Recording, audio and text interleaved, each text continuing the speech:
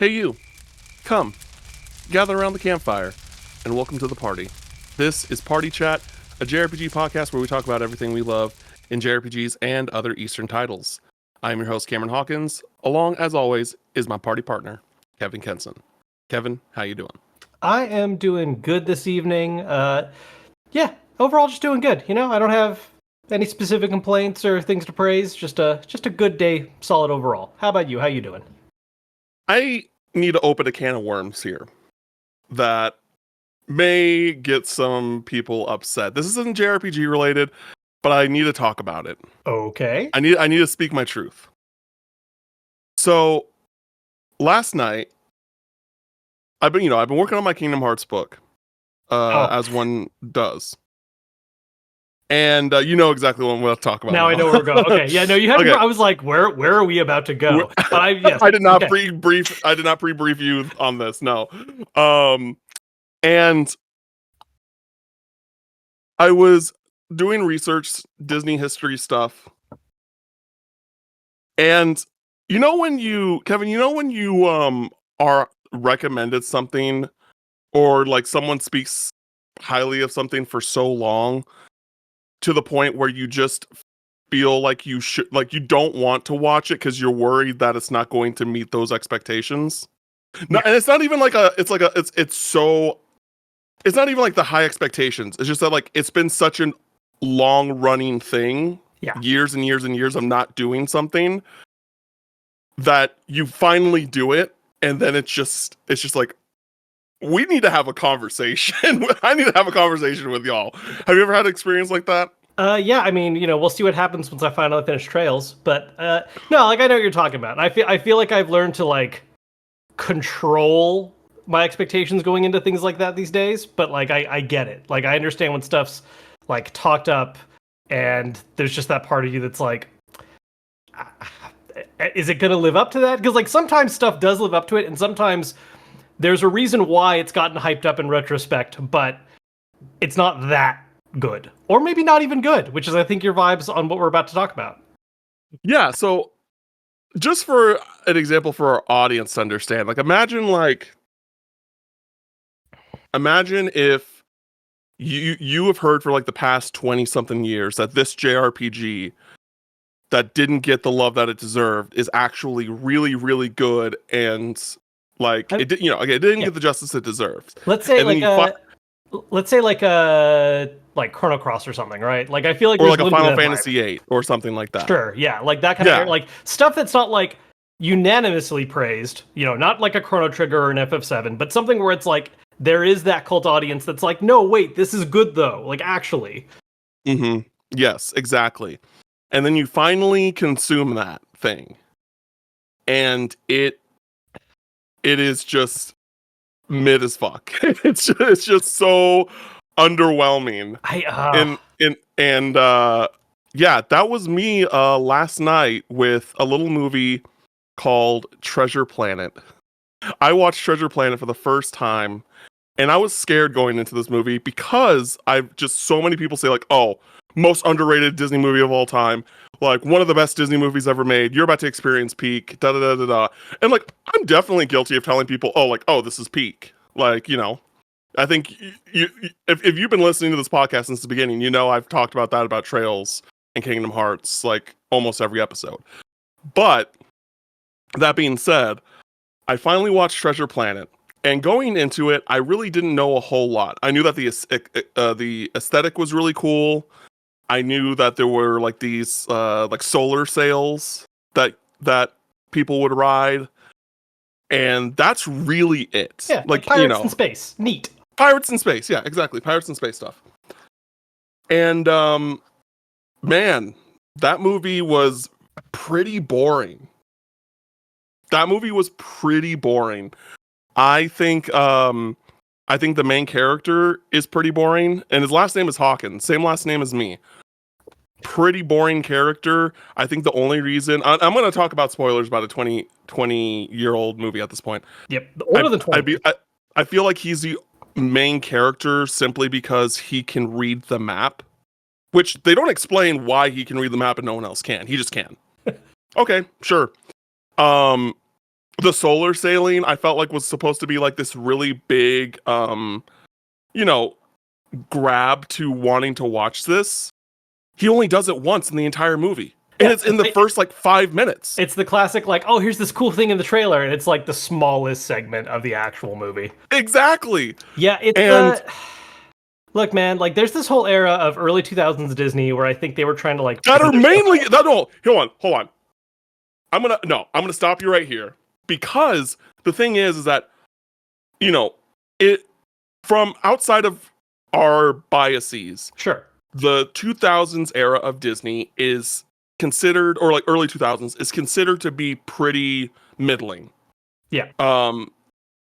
But most people from at least my, we're both millennials, but like I'm an older one, slightly. I work on. Yeah, you're a slightly older one of my generation because I was like 8-9 years old during this time.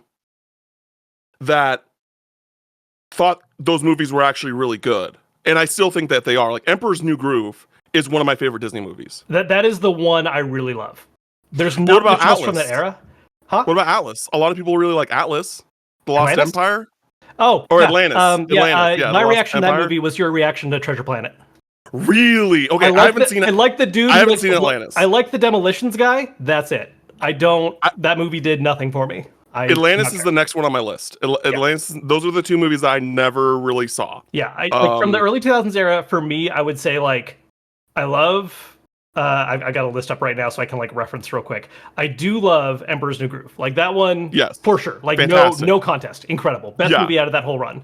Well, Lilo and Stitch, I think they're pretty on the same level. Yeah, I don't like Lilo and Stitch as much, but I also respect it more. Like I'm not like I'm going to talk bad about Atlantis and Treasure Planet. I'm not going to talk bad about Lilo and Stitch. It wasn't for me as much, but yeah, like but there are like the peak in but there are but there are also like movies that are like definitely like middling or that were received middling. Like people are gonna think I'm crazy, but I love Chicken Little. I love that movie. I'm not saying it's good, but I love that movie. And then like Meet the Robinsons, I feel like is another film that didn't get like a whole lot of critics love, but most people really like that movie. I think that one was like a burnout point where people just stopped talking about it as much. Like I feel like it released and then we all just kind of went on. And like some people probably enjoyed it, but yeah. Yeah, it's kind of upsetting because like that was supposed to be like in tribute to Walt Disney. Like, say what you will about the guy, of course, but like no, that was like mid-century sci-fi. Like yeah, like they that was supposed to be like kind of that movie was like a huge dedication to him in a way.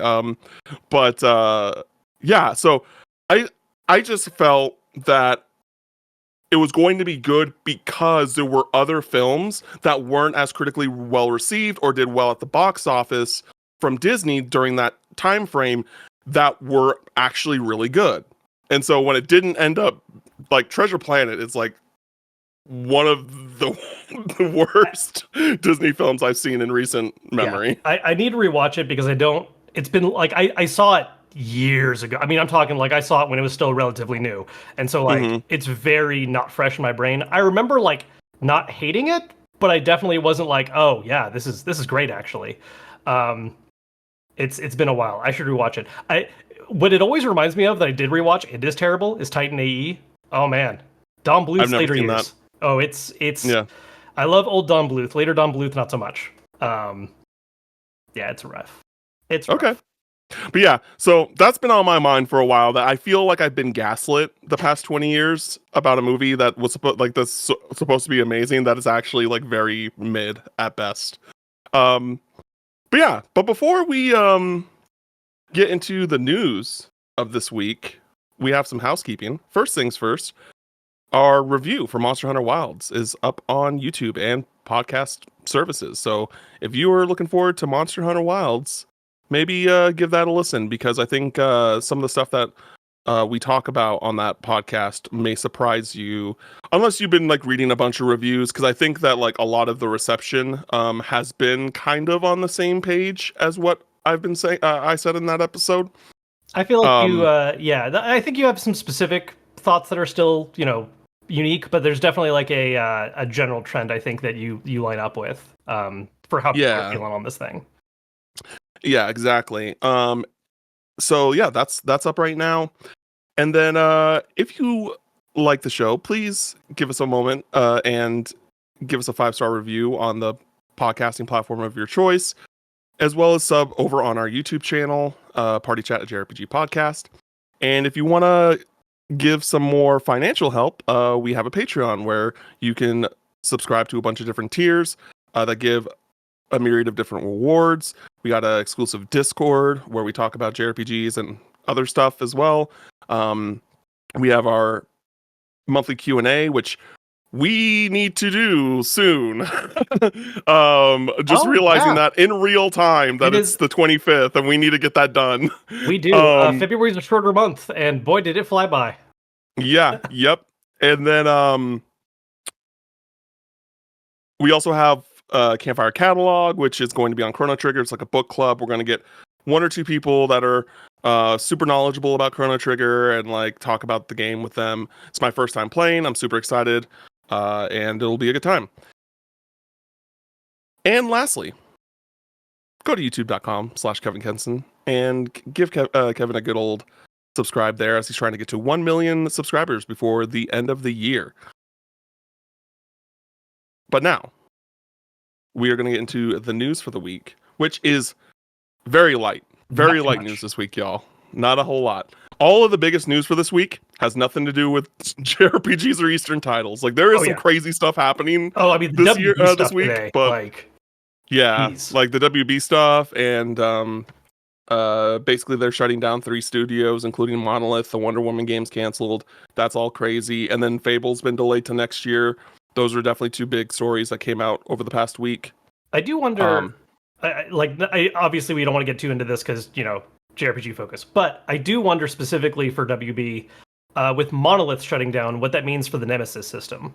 Because that was like a whole thing where that was like a really cool mechanic they used in 2 games, and they copyrighted it, so no one else could use it. Which is crazy that they copyrighted it. Yeah, I didn't even like.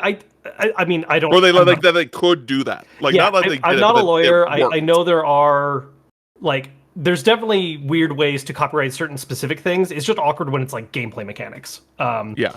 But they apparently did it. So I'm very curious what that means for that. Like, is that just like lost? Is that, you know, do they just have it until it expires? What's going on with that? I'd be very curious, because that's a really neat concept that no one else has been able to play with, because it's just been monoliths for, you know, the past however many years it's been.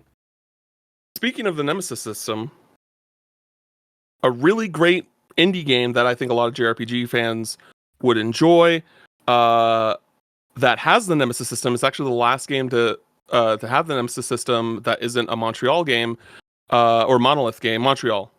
Montreal? Oh, sorry. What's the name of the studio again?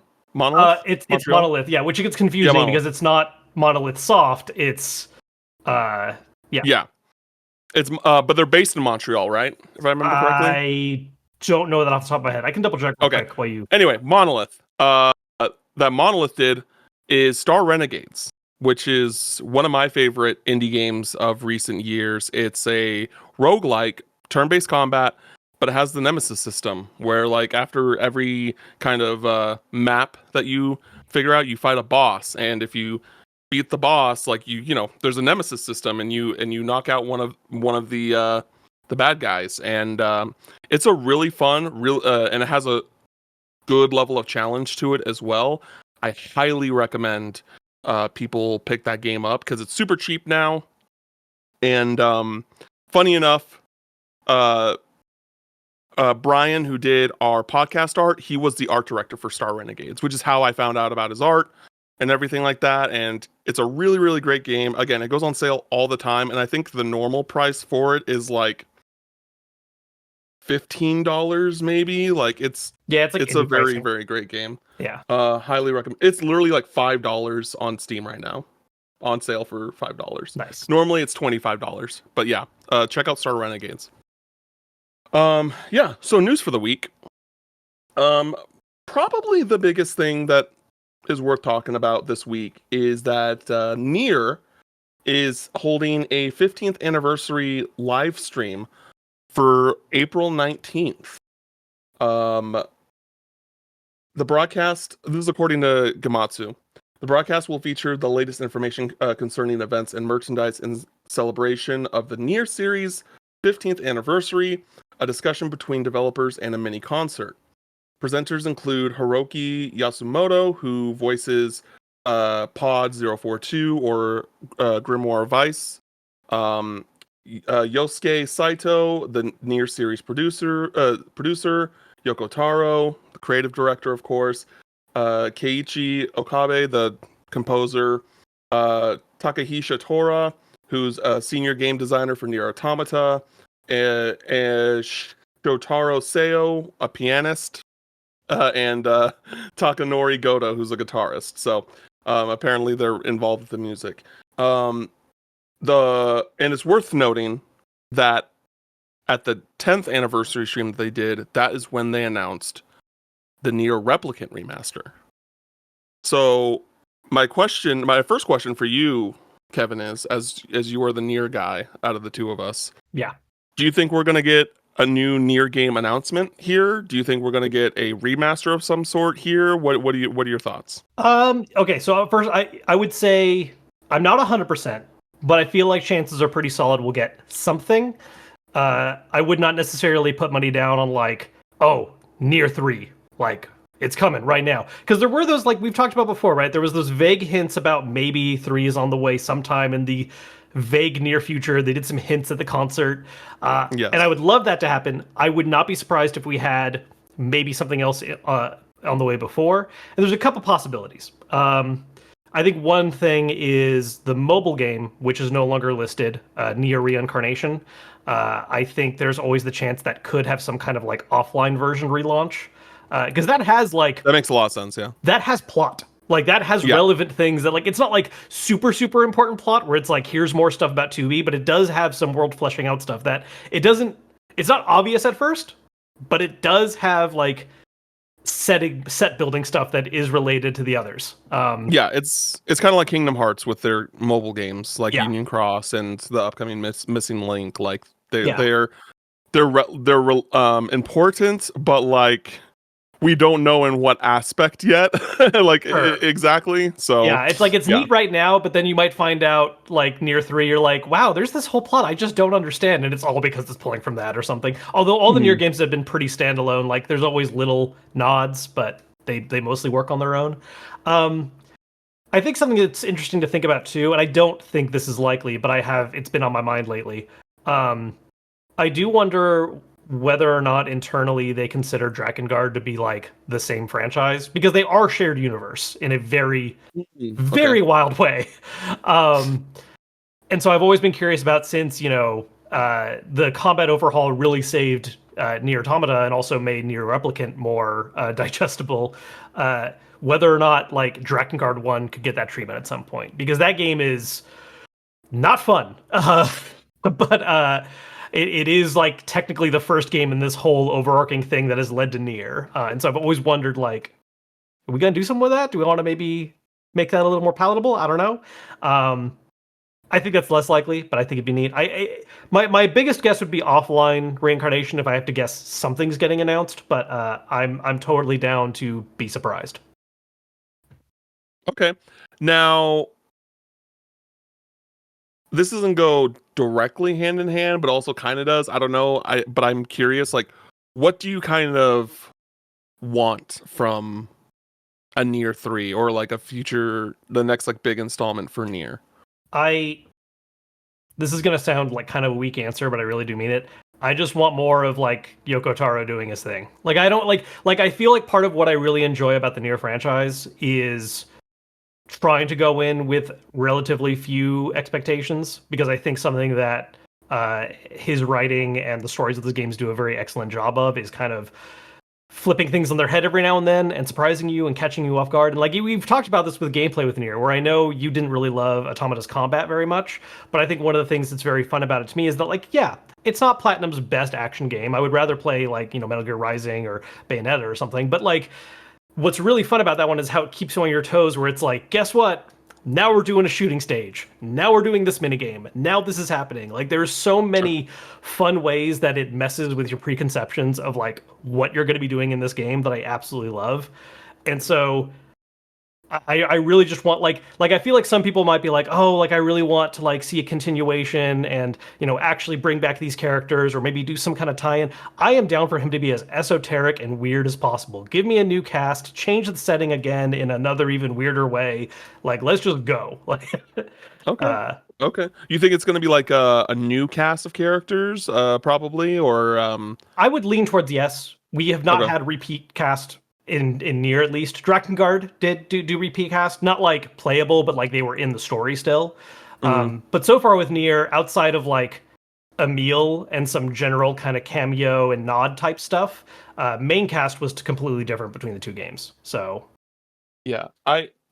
I'm always fascinated with NieR because I feel like that a lot of the people that like NieR don't really fuck with Kingdom Hearts. Not this isn't like completely like a one like 100%, but I know what you a mean. lot of people do. There's always exceptions. And like those same people that talk crap about Kingdom Hearts are like the most lore hungry motherfuckers when it comes to NieR. Like I remember when the internet basically broke that one time when like it was like a year or two ago Are you talking about the where church? someone found yeah, when someone Yeah, found the which room wasn't real. and everyone was like, what does it mean? What does it mean? And it's just like, is this how this is how y'all see us? Because this is crazy. But no, I love it too. I'm just like, I don't know what this means, but I'm happy for y'all. Like, um, so yeah, I will just like end with that.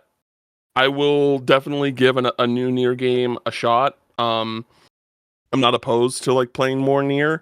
I just like haven't been able to fully kind of understand the enigma, I guess, that is NieR's storytelling for me.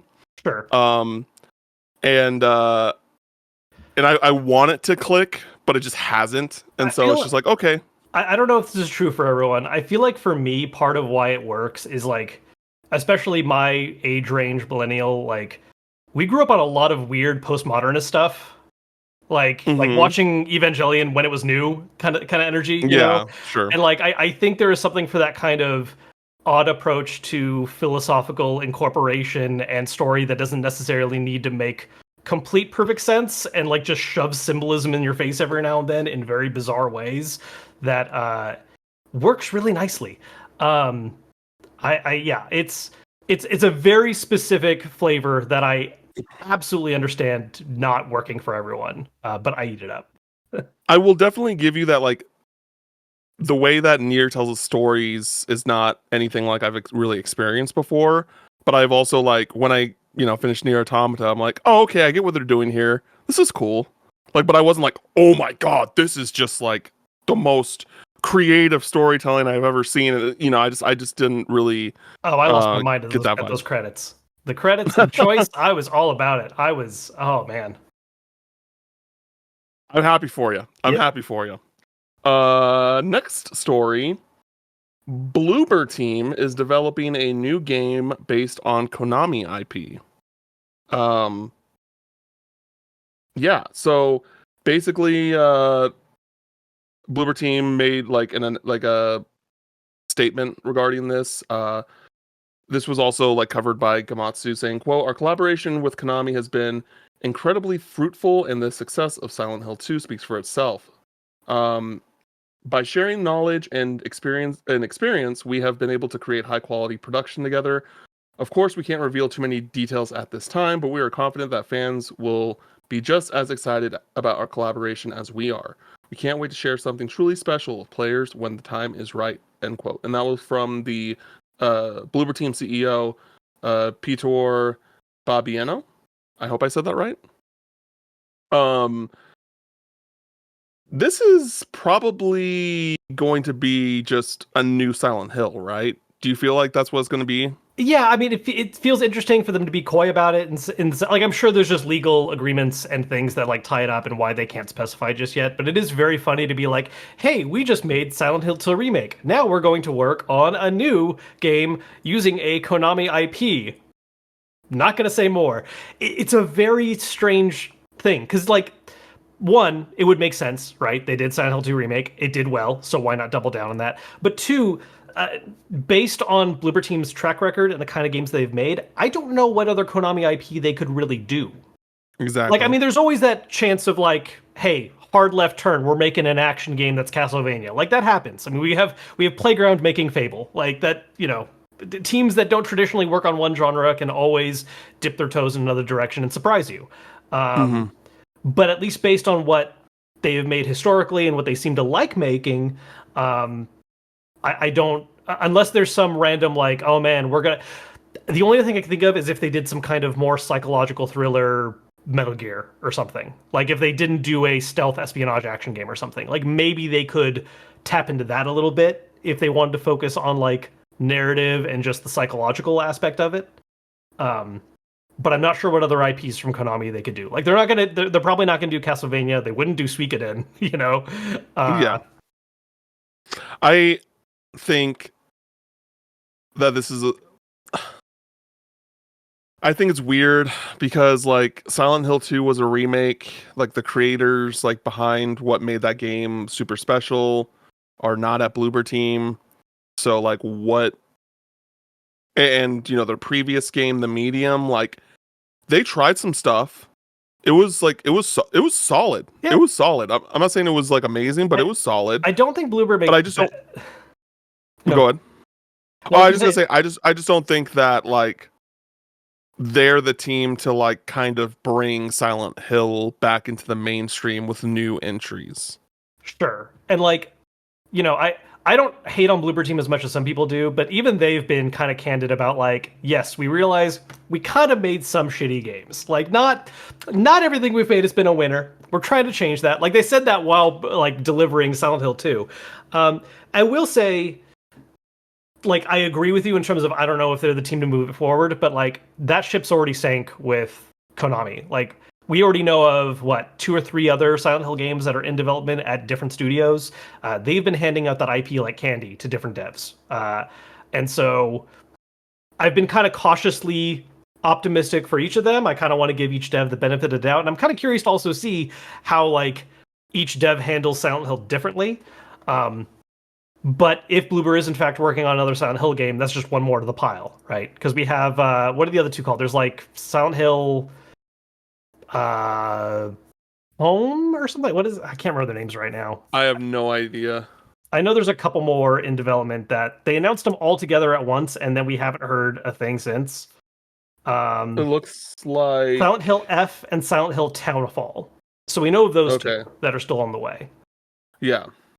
Sure. Yeah. I'm not a Silent Hill guy. Like I wouldn't be opposed to trying out Silent Hill 2, the remake. But I'm not a huge horror game guy. But it's like it has been nice that I just feel like we haven't seen a whole lot of Konami is this interesting company where like it definitely doesn't feel like that video game sector is like their most prioritized thing. No. But they also have a lot of really great IP. And it's just like I want to see you use and do things with that IP. And even, you know, this may not be the right move at the end of the day, but at least it's something, right? Yeah. Like I'd rather like them try something and ends up being successful, or like even if it's not, like it's just like nice to see them actually trying and using their IP for something. And I really hope just in general we get like some new Castlevania soon. Because that's been like really successful and everything outside of like their traditional games of recent years. Yeah, they've done all these remake collections, and we have a very like what seems like a very successful animated series. I mean, I love it, but I feel like it also has like a degree of popularity to it as far as animated shows on Netflix go. It's kind of surprising to me that they have not tried to have like a new, like there was like a mobile game that came out, I forget how many years ago, but like that, it was very clearly a like cash grab gotcha one, like not like we wanted to make a cool mobile experience. They've done the collections, and the collections are cool, but I agree. Of the IPs they have, Castlevania is the one I would love to see them do something with, because I love Suikoden, but I don't know if the talent's there for like bringing it back, or whoever they would hand the IP to at this point, because I don't even know how much internal development Konami does anymore. I think they just hand their IP rights to teams and go, please make this. or remake this, or port collection this. I believe Metal Gear is being done in-house. Is it? Because I feel like there was a lot of question marks about that when they announced Delta. No, and I think that they made a statement saying that it is going to be in-house, or that is in-house. Yeah. Yeah, it's in-house with the help of Virtuos. Right, which is also the question then of how much of that help is them. And anyways, but the point is, yeah, that's fair. Yeah, and it's also a remake, not a ground up new title. Yeah, I don't know. I'm Konami is very interesting since they bowed out back in whatever it was. It was right after MGS5 that they were like, you know what, pachinko. And yeah, exactly. The next and last story for the week, Tekken 8 has sold 3 million copies, and they have announced their newest DLC character, Anna Williams, who has been in the series before. She's not a brand new character to the series. No, she's one of the longest recurring. Like, she's been around. Yeah. I think she was in Tekken 2 first. I might get corrected by people, but I believe I'm going to look it up now because I'm worried. Yeah. Feel free to do that while I read this. Yeah, so Anna Williams is set to launch on March 31st for the character Year 2 pass owners, and April 3rd for all users. Tekken 8 was last reported in February 2024 to have sold 2 million units. According to Bandai Namco, the 3 million sales milestone was achieved at a faster pace than the predecessor, Tekken 7, which sold over 12 million copies to date. Following the release of Anna, the following additional downloadable content is planned via the Season 2 character and stage pass. So there's going to be a new stage and character in summer, a new character in fall, and then a new stage and character in the winter. And then there's some gameplay trailers if you want to check that out later. And I was wrong. Anna is actually all the way back from the first one. She wasn't core cast; she was unlockable. So that's why it was out of my brain. But okay, yeah, she has been around since the start. Yeah. So I know a lot of people who love her and were like, please, when? Like, because Nina's always like a lock-in right away, and she and Anna are kind of related characters. They're sisters, this whole thing. So I feel like Nina's always the one that gets attention right away, and then all the Anna fans are like, okay, but like, when can add Anna, please? Yeah. Was there anything else you wanted to mention about this? No, I mean, I'm excited for more Tekken. How far along? Do you know how far along we are in this like season of DLC? Is Anna the last one? We have one more after her. No, so I read that while you were looking it up. We have there's 3 more. There's summer, winter, summer, fall, and then winter. And that's not including Clive, who we already know about, right? Yeah, that's not including Clive. Because Clive is already out. Yeah, I have not started up Tekken in a minute. Yeah, I wanna boot up Tekken so I can try Clive, but I've not done that yet. Cool. Well, that is our news for the week. Hasn't been a lot. Slow week. But we'll get into what we've been playing. Kevin, you've been playing more Pirate Yakuza. Yeah. Talk to me about it. So I'll try not to like re-go over some stuff I said last time, because the last time I talked about it was just the demo, which was like not even an hour long. Now I'm playing the full version of the game. Real quick, thanks to Sega for sending me a review code to check it out. I really dig it. I have some problems, some of which are the things that we kind of talked about before, where it's like, I don't know about how they're going to handle plot on this one. I will say, like, raw gameplay wise, it's fun. It's a little on the easy side. I think part of it is that because of the non-linear nature of like how side quest heavy this game can be, that it's very easy to just like, if you just do some side quest, you're going to amass enough money and get enough equipment that you're just going to like bulldoze your way through enemies on the main story. Like if you spend any amount of time doing side quests, which that's kind of been a thing over the course of the series. They've kind of fluctuated in difficulty. It sometimes comes down to more like how annoying enemy AI is rather than your raw damage output, especially in the beat 'em up ones. I think like all the pirate flavor stuff is really great. It's a good time. Like if you like Yakuza, you're going to have a good time with this game. Now for me to complain. I wish the ship was faster. Please patch this thing to move faster, because like you zip through so much stuff on foot where you're just going back and forth doing subquests, like just back to back to back, knocking stuff out, and it's great. I'm keeping my very easily distracted brain like on focus and on point, and then it's like, okay, now I'm gonna do some of the like the ship side quest stuff. I'm gonna watch my ship slowly go forward for a while until I reach an island, so I can then do a thing really quick, and then watch my ship slowly move to another isle, and then do a thing real quick. Like it's such a momentum stop that I'm a little surprised with how friendly the games usually are with being able to like dart to places back to back. The ship is not that. It also has a very interesting chapter 2. It's only 5 chapters long. I've seen. I'm on chapter near the end of chapter 3. But chapter 2 is when they like introduce everything, like all the side quests, all the different like extra things you can do, and it's a lot. Like it's really funny how much the plot is kind of just Majima reacting to what happens around him and going like, yeah, that sounds fun, let's go do that. Like there's so little, there's all these times where we'll be like, hey, we really got to go do this thing right now, it's really important. But before we do that, we should go over to this place and talk to that guy. And then it's a whole random side tangent that helps introduce a subplot side series, or, you know, Dragon Cart or something. It's a lot. It is so much distraction back to back to back. It's great though. It's actually funny to highlight the difference in this game between like just critical pathing and taking your time doing side stuff, because I looked it up out of curiosity. You know, how long to beat, always a bit of a, you know, spoonful of salt with this, just to like, you know, see what people say.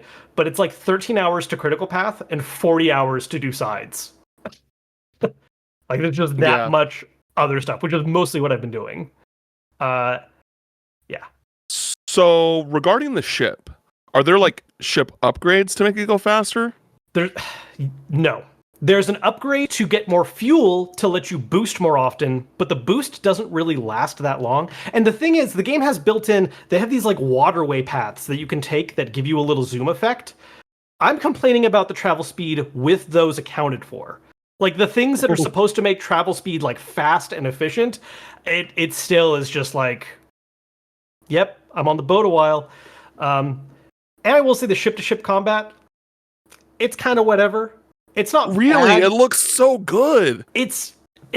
Part of it is just that like enemy AI in it is not particularly interesting, and especially if you're on top of your upgrades, it's just kind of a time game of like, I'm going to destroy all these ships. I just have to keep waiting for my cannons to like recover from cooldown and watch, rinse, repeat until, you know, on to the next fight. I feel like that's pretty commonplace for pirate ship combat or ship like combat like that. Like it was like that in Black Flag and probably not as bad, but like Black Flag and Rogue, like yeah, that's I can understand, but okay, well, I will get to that game eventually once I'm employed and have money. Yeah, it is a good time. Like I have my complaints, but like I think if you're already, it's one of those weird things, right, where it's like, oh, if I want to give a objective, I'm doing quotation marks here because objective reviews in my mind aren't a thing, but if I were to give an objective review, it's like, yeah, probably 7. Like there's gonna be people who just don't get it or aren't into it, fine, whatever. But like, guys, it's a Like a Dragon game. You're already gonna know if you're like into this series or not, and there's gonna be stuff there that you're gonna be happy with. You might still have your complaints, but I don't think any like major fan of the series is gonna walk away from this one like completely mad. Like there's gonna be stuff to enjoy. Sure. Well, I have been playing Rusty Rabbit. I played the Rusty Rabbit demo. There's linkage here. We got Kuroda going on. Yeah, we got the Kuroda connection. And it's just the demo. The demo's like maybe 30 to 45 minutes long, and then it goes into, and then they're like, hey, this demo save will go into the main game when the main game comes out. Speaking of which, this game is only $20. Really? Yeah. When I downloaded the demo, I saw it was like $19.99. I'm like, what? I didn't expect it to be. a $60 game. I didn't expect it to be a $60 game, but like $40 maybe, like, you know, $30 to $40 for sure. Yeah, So seeing it at $20, I wasn't sure what they were trying to position this as, because like I saw previews and stuff of it, and I think it's a neat idea. Like I think it's like yeah, I think it looks fun to me, in like a kind of a dumb fun way, because you're a cigar smoking rabbit. I think he's an alcoholic too, voiced by Kuroda. Rabbits believe that Peter Rabbit is like the Bible. It's a really bizarre thing that I think is neat. And I had no idea what they were positioning this price wise, because I agree. I figured it wasn't going to be like a $60 game, but I figured probably 40, just if it's like a whatever you want to call it, B tier, B level, whatever, double A. like this double A vibes for sure. $20. That's indie game pricing. That's a lot better than I was expecting, and I'm much more enticed now. Yeah, and like the budget looks more than like an indie game for sure when you play that game. And it's fun. It's like, is that I can't even really give you a sense of the exact genre. I would probably say it's just like kind of like a 2.5 action adventure, like side scroll type game. There's you have a map, and like, as you progress through, like the map fills out and things like that. The combat is like, again, it was very early, very, very early. So like a lot of the combat was just like, hey, here's this like super easy enemy to just drill a couple of times, and then you beat it. You level up. There's a skill tree that like update, or the upgrade certain things, like could be your health, it can be like how much junk you recycle. It's cool. Like it's definitely a game that I would like check out and see all the way through, just because of like curiosity's sake. And it's fine. It's fun. And $20 makes it a lot more. I'm curious what the total runtime on it's going to be, because I imagine it's a shorter game too. It might be a real nice, just like smaller palate cleanser game to pick up for folks that are like, I'm not looking to buy another $60-$70 game right now, but what's this about? Yeah, and that's the thing actually, like that I was thinking about us potentially talking about, but I didn't, because it's more of a rumor currently than an actual reality. That being the stuff happening with NetEase, and about how like they are basically finance freezing up all of their studios, right, including like Grasshopper and Nagoshi Studio. And it's just like, so now those studios are probably like, if it's real, like that's scary. That's super scary. Yeah, especially considering like, especially for like Nagoshi, who like left RGG for this new studio. And it's just like, not even gonna get he could have stayed at RGG forever. He could have just stayed there forever until he retired. Yeah, I'm sure I don't think he like. I feel like him leaving a franchise like that was probably a little bit of like, he felt like it was his time to move on to a new thing. But it looks that like the new thing is apparently just not going to happen now. I think he's a big enough name where he'll hopefully find a home somewhere else if this ends up like going south. But like that does suck. And for everyone involved, like, I mean, like all the studios, because NetEase is also for Marvel, right? And like all the team that got laid off in, like the North American team got laid off, right? Yeah, the American team got laid off, but the Chinese team is like still working. And again, we don't know the exact specifics, and it's all rumor at this point. But like, it sounds like a lot, maybe not all, but a lot of their teams are basically getting a spending freeze of sorts, and like are kind of like leaving them in the dust a little bit, a lot of it, and which is just so bizarre considering the success of Marvel Rivals and like how much money that game has surely made. I do wonder, because I remember one of the lines was like the head CEO was talking about how they want to have profitable games that are also less reliant on outside IP. Because like Marvel, I'm sure is profitable, but I wonder what that like split is for licensing and everything versus like what they would have taken home if it was their own thing. Which, to be clear, part of why Marvel Rivals is this successful is because it's Marvel. Like, I'm not saying there's not a good game in there too, but there's lots of good games that no one gives the time of day because it's an original IP and the character designs don't stand out to them or whatever, We had a whole example of this with Concord. And yeah, I don't know. Headaches everywhere. Yeah, but and we don't know for certain. We'll find out sooner or later if that is real, and once we do, we'll talk a lot more in depth about it. But it did kind of when I saw the like $20 price tag, I was just like, I don't know if this has to do anything with that, or not particularly directly to that, but like if it was like a NetEase decision, or if the developer was just like, hey, like we want to sell this for this much, and NetEase was cool with that. Because I assume at the end of the day it is the publisher's call, but like I am sure that there are conversations about that. So yeah. But yeah, that is what we've been playing. And again, that demo is free to play right now. You can download it on PS5. I don't know if it's on any other platform. I don't know if the demo is like on Steam. It is on Steam, so it's definitely on Steam as well. So you can check that out if you're interested. And yeah, the save goes over to the full game once it comes out. Neato. But now we're going to get into the topic of the show, which is an interesting one. I was on the JRPG Pursuit podcast, which should be up by the time this episode comes out. Probably should have mentioned that in housekeeping, but sometimes you just forget about that stuff. And but go like give them some love and a follow over there. They're great people. But I'm losing my train of thought here. Topic. I don't remember what led to the decision of talking about this, but I immediately was like, oh, I want to store this in my brain and tell Kevin that I wanted to talk about this for this week. That being about battle systems or like gameplay systems, mechanics that were only in one JRPG that and like never again that we want to come back. Mm-hmm.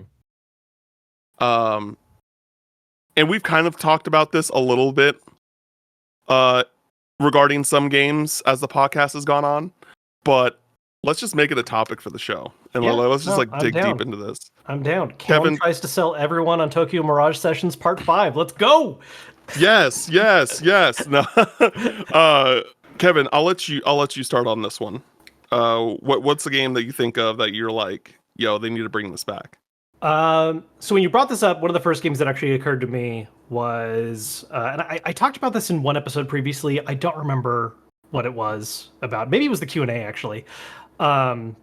Radiant Historia. Technically, it's in two games because it's the same game that just got remade or remastered, whatever. So what's a really neat combat mechanic in that game that was a lot of fun, very satisfying, is that it uses a grid system. And I don't mean that like a tactics game where you're moving characters on a board. Your main party is like in the traditional JRPG lineup. They're just, in a line, call it a day. But your enemies are on, I can't remember off the top of my head right now. I want to say it was a 3x3 grid. Could be bigger, but whatever. It's a big square, the smaller squares on it, and enemies would be placed around it. And so on one hand, how useful certain moves would be based on enemy positioning. Maybe there's a move that targets a whole row, targets a column. Cool. Where it really got interesting, though, was that you had abilities that would change enemy positioning. It would do things like drag all enemies to the center tile, or, shove an enemy to the left, push the enemy back. And it also used a turn manipulation mechanic. So if you wanted to, you could tell a character, like, you know what, like, just wait for a little bit. I want to have, 6 party actions in a row just ready to go. And when you have that happening, you can then do combos where it's like, shove this enemy into this enemy, grab both those enemies, push them to the left so they're now on top of this enemy. Now do this really strong attack that hits both of them. Another character had like a trap ability where you could create traps on certain squares. And so if you shoved someone into it, it would deal a bunch of damage. So it was this whole really interesting combo system where it rewarded not only like stacking actions, but really figuring out interesting tactical ways of combining your party's movesets. Because not all the characters had the same moves, right? So you'd have to be like, Mhm. oh, this guy has a drag someone to the front row. This person has a pushes them back. How can I put these together to really make an interesting combo to just deal as much damage as I can to all enemies at once? And it was so cool, so rewarding. And there's other games that mess with turn order manipulation, but adding that layer of also messing with enemy positioning and really giving an interesting aspect to why you want to stack moves outside of damage on top of damage on top of damage was super neat. That sounds cool. I want to get to Radiant Historia and Strange Journey, and Devil Survivor too. I haven't played the Devil Survivor games either. Like, Oh, 3DS is such a gold mine. Yeah, there's a bunch of Atlas games on there that I still really want to get to. Yeah, I mean, I think for me I don't. It's hard to say like what is to be my number one. But I definitely want to talk about Xenoblade Chronicles 2. Yeah, Xenoblade Chronicles 2's blade system is so good. Which specific aspect of blade system? Like, do you just mean like the gacha mechanic of like getting all the random different ones, or like how it incorporated into combat, or how they're incorporated in combat? Yeah. Yeah. So basically, like for those that don't know, Rex can have up to 3 different blades equipped at a time, and it is a slow burn of a combat system because like most of the Xenoblade games, or like at least the main 3, there's an MMO vibe to the combat where it's slow, it's build up. Yeah, exactly. And but in this one, there just feels like that there's a lot more strategy to it than the first and third game, where they have like elemental weaknesses, and depending on the blade you have, they have a specific element. And once you do a certain like combo with one of the elements, there'll be like these, like the elemental orbs will just start floating around the enemy. And then like the kind of like burst system that like the first game has, that the other two have in different ways, but still basically the same thing. They like those, like you try to break the orbs, and if you break the orbs, the more orbs you break, the longer the burst will go and the more damage you'll do. Yep. So it's kind of like this thing of like, okay, how many elements can I get around this enemy, and then how many will I be able to like crush before the burst ends? Because like depending on the enemy and like depending on the character that's going, like it could go in your favor, it could not. There's just like fair, in my opinion, like fair RNG-ness to it, that like just is so satisfying when you just like crack all these orbs and you just deal like so much damage, especially when the further you get into the game.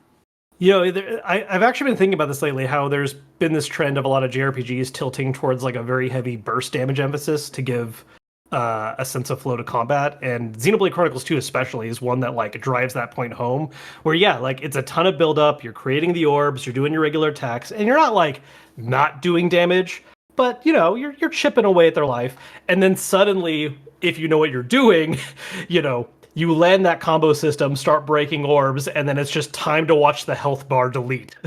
And that's really where like your actual damage is coming from. And I will say, like, of games that follow that path, because like Final Fantasy does this a little bit too with the way they've done the whole stagger system in some games. 16 did that a lot in a different way. I will say I like 2's implementation of it more than a lot of others, because there is a lot of thought, I think, that goes into, like, you can't really stumble, like you can accidentally do it a little bit, but once you actually learn how it works and build your parties around it and like actually build the combos and plan it out, it is very satisfying to cash in on. Yeah, and even on top of like the orb system, just the general feel of the normal combat where like, oh, if you're just swinging your sword, or depending on what blade you have, depends on what weapons you have. So like certain certain blades will give you like gauntlets, and you'll be punching instead of using Sure. the ether or the Acer sword. I forgot what it's called. The red sword with the flames The and stuff. cover one. Yeah. Yeah, that one. and if you like time the moves right, it makes the combat go quicker, but it also like helps with the cooldown for the abilities as well. So there are ways to make the combat feel faster once you like kind of master those systems, which is really really cool as well. And then also just having the variety of like using different weapons, right? That's also really great. The more I think about this, I don't want to go too far on a tangent, but I'm kind of curious on your thoughts on it because I haven't played the game myself. What's your thoughts on FF12's combat? Because I've heard very similar things about 12 and how it is very MMO-y. It's different than it is different from like it is MMO-y in the sense that it uses effectively a tab target style system where characters are auto attacking and you're just like moving them around.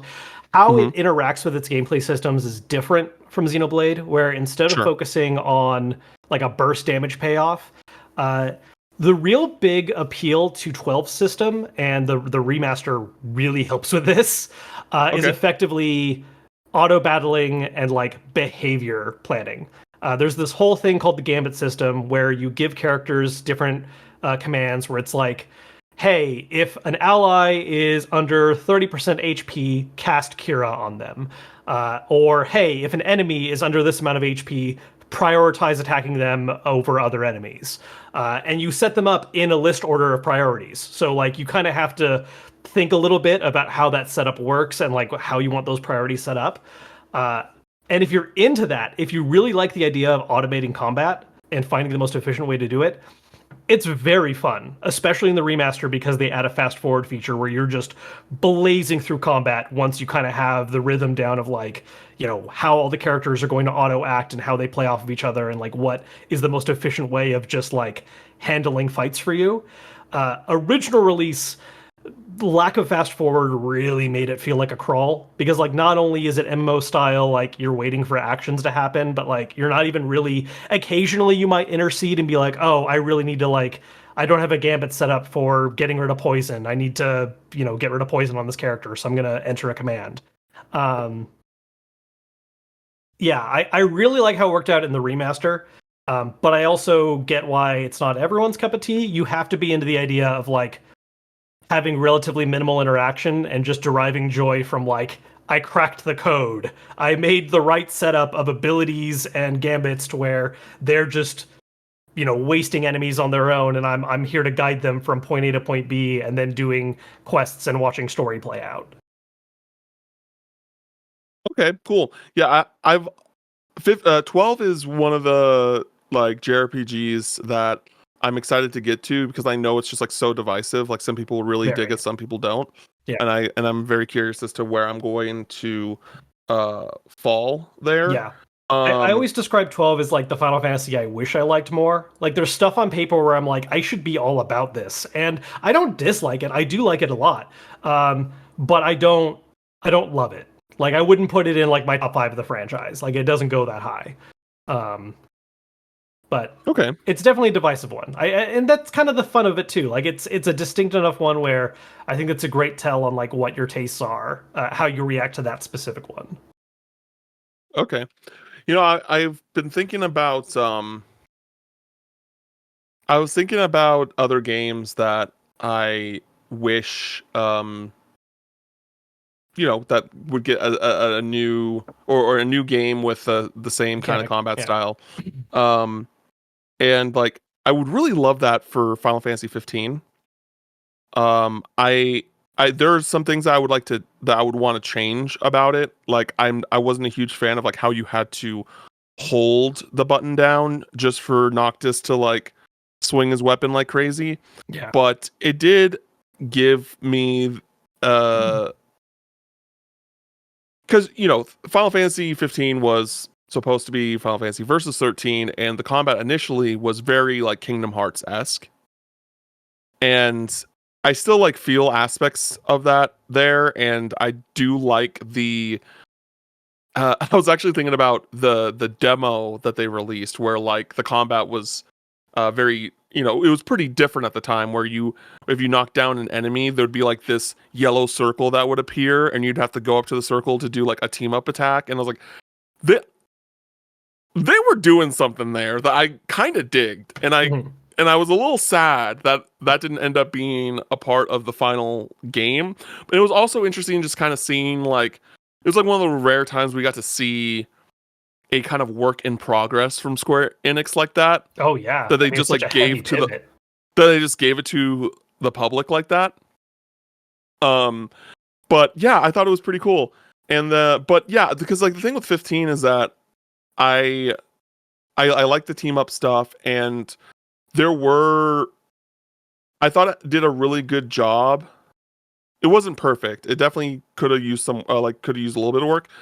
But like I remember like fighting like a giant snake, and how like kind of fluid and made your actions feel of like doing something that you don't normally do, that you do like unique to that fight. Of just like jumping up and like slamming down on the snake or something like that. Like those things that they implemented with that real-time action was really, really cool. And I wish that we got more of that, because like I do think that when we get a Final Fantasy 17, I think it's going to be in closest vein to either the 7 remake stuff, sure, or 15.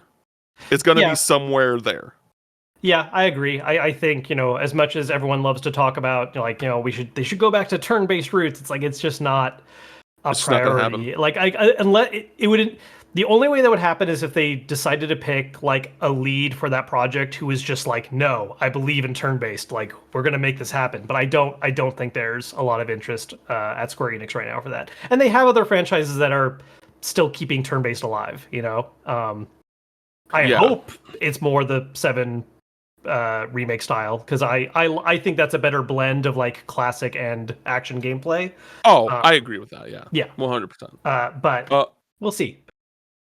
I will push back a little bit on like the idea that it'll never happen turn-based, like, because I could totally see if Expedition 33 comes out and that game hits, I could totally see Square being like, oh, we saw that this game did this game this way and it became successful, that we wanted to do our own take on that and try to do something like that, where it's kind of like the opposite, right? That kind of the opposite side of the Rebirth remake combat, right, where it is the base is turn-based, but it is implementing those real-time actions, versus like, what we have in remake and Rebirth currently, where it is action at the base, but there is this kind of like the menu system does give like that kind of turn-based vibe from the originals. I could see that happening. Yeah, no, I agree. I don't think I don't even remember saying never, but like, yeah, I agree that it's not like an impossibility, but it's unlikely. Because the rough part too is that like we have had examples of turn-based games for them to look at that are selling very well, right? It's not like Persona 5 didn't happen. Sure. And so, yeah. But would you also argue that? Would you also not like think that the successes of that are more from the aesthetic of the fights more so than the game, like the gameplay itself? I think it goes a little hand in hand, right? Because it's like that aesthetic is achieved because it's turn-based. Like they did a very smart move with incorporating fancy UI and having more frenetic energy in the camera angle cuts that you can't necessarily do in like a real-time game, right? Because then camera is a lot more about making sure your control is consistent. When all you have to do is select a command, the camera can do anything it wants to make things look cool, which I think is a very important freedom that comes with that. Yeah. Okay. What's another game that you'd love to see? Another system. So this one's tough because of, and this is another one we've talked about a little bit. Um, it made sense for a very specific platform, and I don't know how we could really recreate it again. Oh, okay. But I think I know what you're gonna say. oh, you probably know what I'm going to say. The original World Ends With You. Yeah, That, yeah. that When dual you screen said that, I mechanic, was like, the world's dude. That like, over. I don't know if it's just something about the way my brain works and like gets distracted easily, where having to pay attention to two different combat screens that I'm controlling simultaneously that obey their own separate rules. I loved it. Like I got Hmm. so sucked into that combat system, and it's such a loss that like the only way to play that is to play the DS version because everything cool about that combat is just stripped away in the ports and remasters. And like the Neo was great. Neo, you know, they weren't trying to Yeah, recreate that I combat love system. They Neo. went their own direction with it, and it's also fantastic. But it's different. Yeah, There is something about that dual. So for people that don't know, because this combat system is a little frantic. The way it worked was it was on the original DS, so you had dual screens. You controlled the main character, Neku, on the bottom screen using the stylus. And so you had different attacks that would operate depending on how you use the stylus, where it's like, oh, to use this fire move, you know, tap and hold on an enemy. And then to use this slashing combo attack, swipe on the screen repeatedly on the enemy. And so you're doing all that combat as Neku using that. Meanwhile, on the top screen, you'd have a partner, and each partner had their own little unique gimmick mechanic for building out combos. And you had to learn how those operated, and you would control those using, I want to say the D-pad. There might have been the ABXY involved. I forget right now. But you would use traditional buttons to control those characters as combat style. And so you are having to simultaneously, you know, look down using the stylus, controlling Neku, doing whatever moves you want, and at the same time also making sure to look up, see what's happening with your other character, and like build their combos out properly and do the right combination of moves back to back.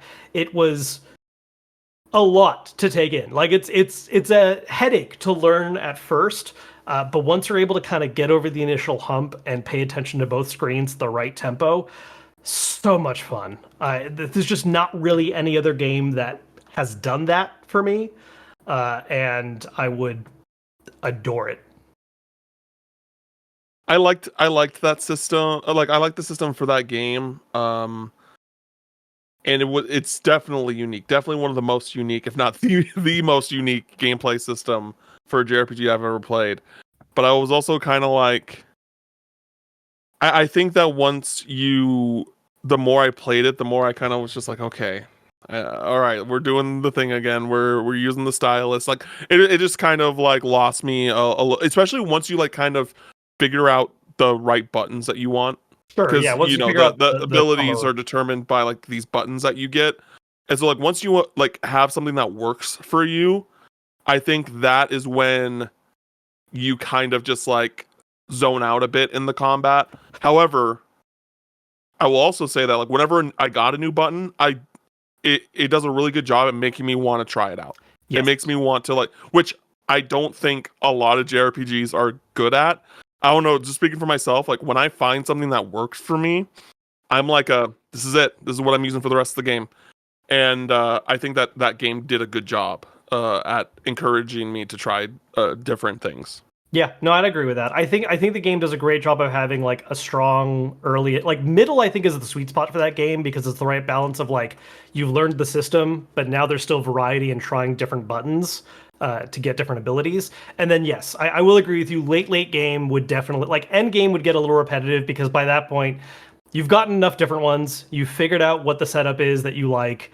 Now it's time to like wash, rinse, repeat on enemies. And every now and then, like an enemy's attack pattern might make it a little more interesting or something. But it definitely, I think, peaks during the middle for sure. Agreed. Yeah, let's talk about Tokyo Mirage Sessions. You know, let's. You wanted to drag it out, but I Yeah, knew it was yeah, coming. I got to drag out old reliable. You know what I mean?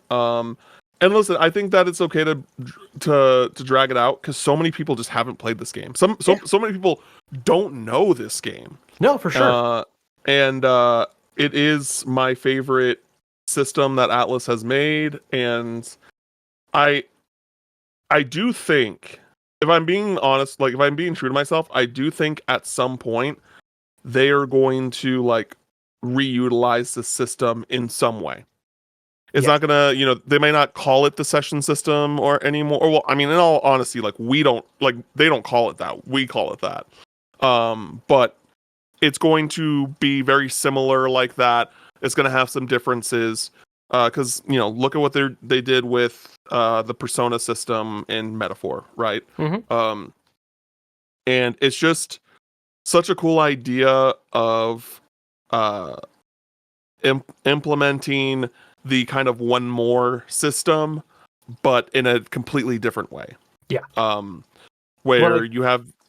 Go ahead. No, well, I was gonna say, like, I think what really separates it for me too over the one more system is, like, again, the big thing for me in a lot of JRPGs is the party, and I love how that combat system leverages the full party, like the bench too. Like the bench comes out and contributes, and I love that so much.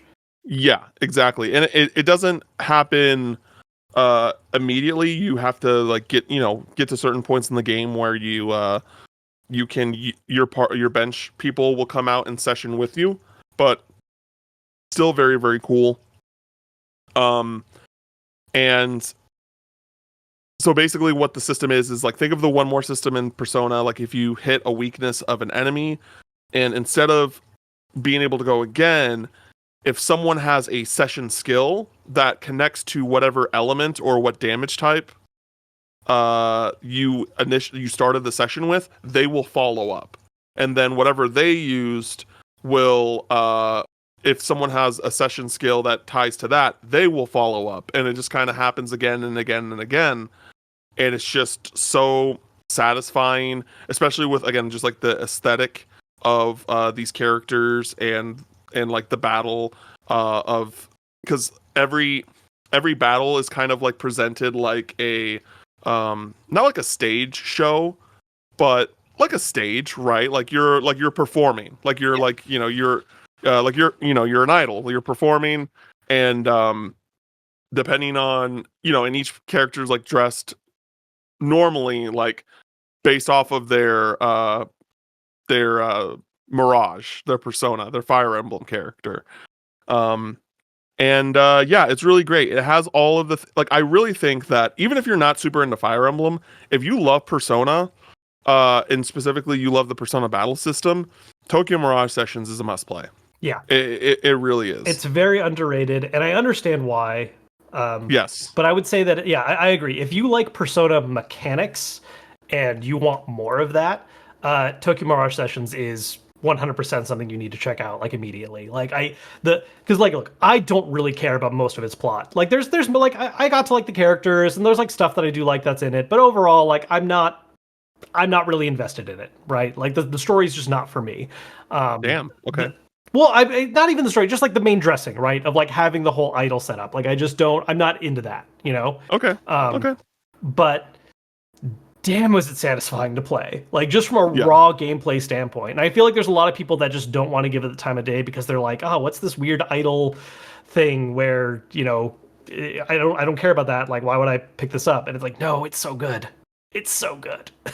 Yeah, and it's maybe it's for me, like, because even when I first played it, I wasn't like super into K-pop like I am now.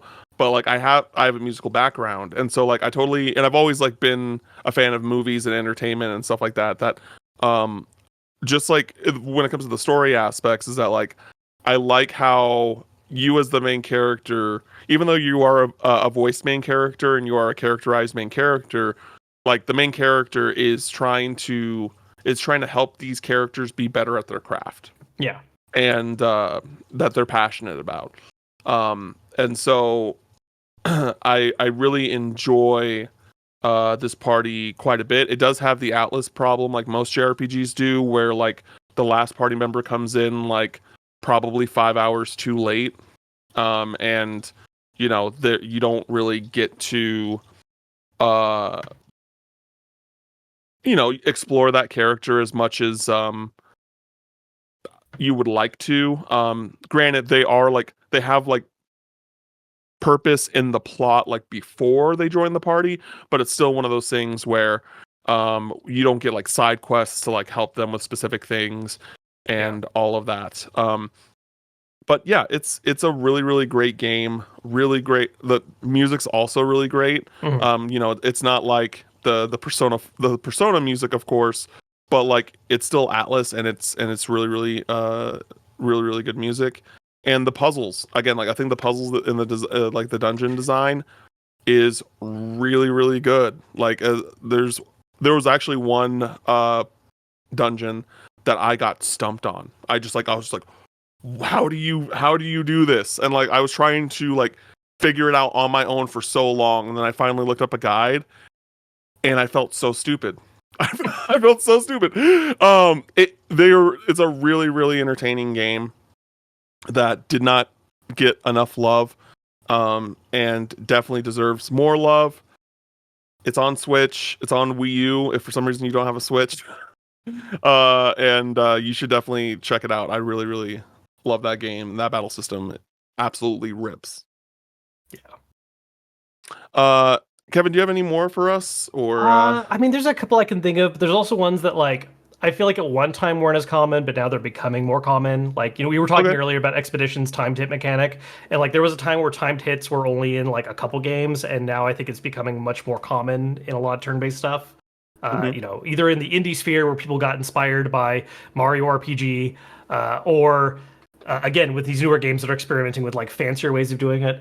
Actually, one that I've talked about every now and then, Shadow Hearts, even used a time mechanic, but it was different, where it was like a how do I explain this? It was like a radar grid thing where you'd see a line moving around a circle, and you would have to time like trying to get in the crit zone to get more damage. But then if you went too far, your attacks would miss. So it was a hmm. really interesting time mechanic where it's like, do you want to just like play it safe and get an easy hit, or are you going to try and time this for a critical? That was really neat, because it just adds that little extra layer of like, when people talk about like what's interesting about RPGs, like where's the, where's either the skill or the uh, uh, lack of predictability. Like that's where that stuff I think really comes in to help shake it up a little bit, and add that interactive layer. Um, I had one other thought. So this isn't one that like I got super into, but I thought it was really neat, and I actually want to get back to it sometime. Did you ever play Night in the Nightmare? No, is that a So PS3 game? I think it was originally DS, and then it got a port or remaster onto something. I don't remember right now what it ended up on. Let me double check. Um, Okay, you said but Night of the Nightmare. Nights in the Nightmare. Yeah, so this is the Nights DS in the game, and it Nightmare. later on got a PSP and a Switch version, but only in Japan. Damn it. Uh, Huh. it is a bullet hell tactics game. Yeah.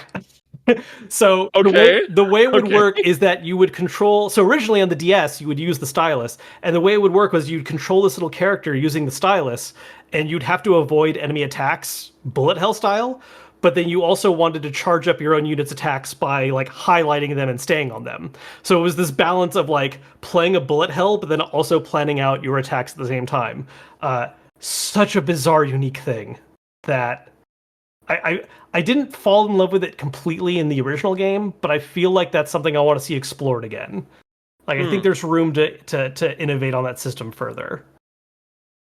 That is super interesting. I'm looking more into it right now. It was well received. Developer is Sting Entertainment. Yeah, it's part of Um, what is that series called? There's this like unofficial series called Department Heaven, and all the games are a little different. Uh, huh. there's like Idra Union, Riviera. I don't remember the name of all the games in the series, but Knights of the Nightmare was one of the ones that I did play, and it is so interesting. Like all these games are kind of Inter- cool because they're all, even though I think they're shared universe, but none of them play the same. Like they're all their own little thing.